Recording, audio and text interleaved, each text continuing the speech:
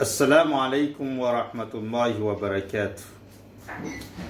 Allah subhanahu wa ta'ala miteny ao anatin'ny boky masina al-Qur'an al-Karim miantso ny mpino islam rehetra maneran-tany manao hoe: ya ayyuhalladhina amanu udkhulu fi silmi kaffa wala tattabi'u khutuwati shaitan.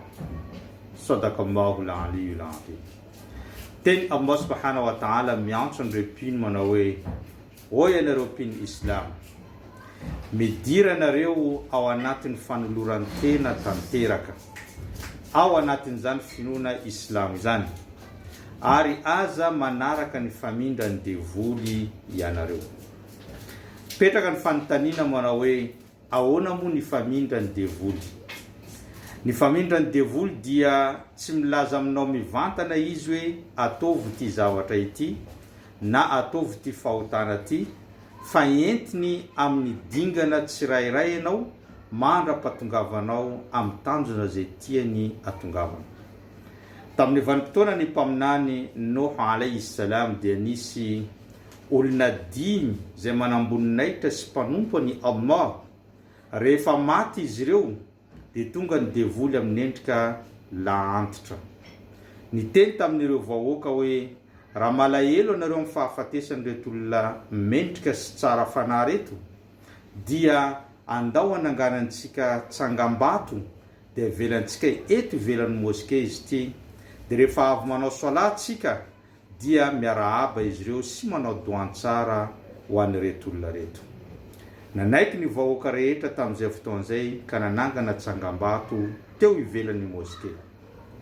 Zato taona taty aoriana rehefa maty ireo génération zay tamin'izay fotoana zay, dia tonga indray ny devoly amin'ny endrika lahantitra tamin'ny génération manaraka, ka niteny izy manao hoe: tsy menatra ve ianareo mamela nyreto olona mendrika sy olona tsara fanahy reto ivelan'ny moské, zany hoe voan'ny orana, voan'ny vovoka, voan'ny rivotra, nefa ny olona mendrika izy reto. Ka maninona raha ampidirina ao anatin'ny moské? Dia rehefa ao anatin'ny moské tsika avy manao sola, mangataka doantsara ho azy reto. Nampidirina tao anatin'ny moské ilay tsangam-bato, ary nandeha ny vavaka sy ny fanaovana sola. Rehefa vita izany dia mangataka doan ho an'ireto olona tsara ireto. Hatreto dia mbola tsy nanompo sampy izy ireo.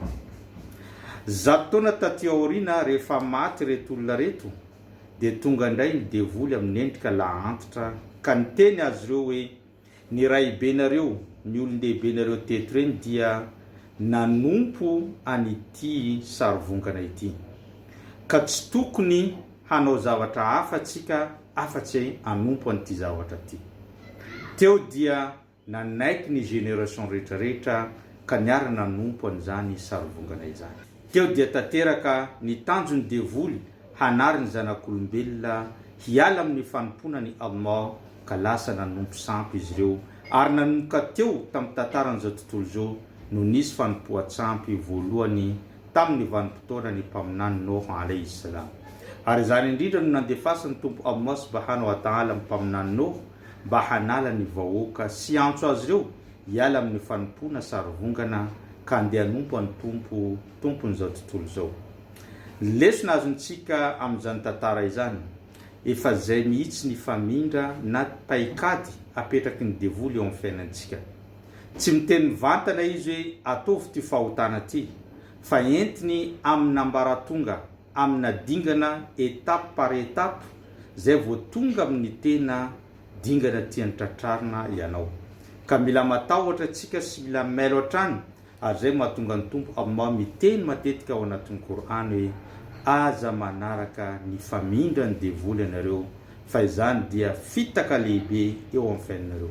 Ary ny devoly dia fahavalonareo, ka raiso fahavalo zany araka ny voalazan'ny tompo Allah. Ka aoka tsika rehetra samy andinika amin'ny zavatra ataontsika sao dia manaraka etape ny devoly, ka ho tonga amin'ny tanjona irin'ny devoly ho velontsika eto ambony tany, ary voasazy amin'ny fiainana any ankoatra. Zay no fampatsiavantsika tamin'ity androany ity. Abonnez-vous, partagez-vous, ary ataovy j'aime fa mbola maro ny fampatsiavana hoentintsika eto. Wassalamu alaikum wa rahmatullahi wa barakatuh.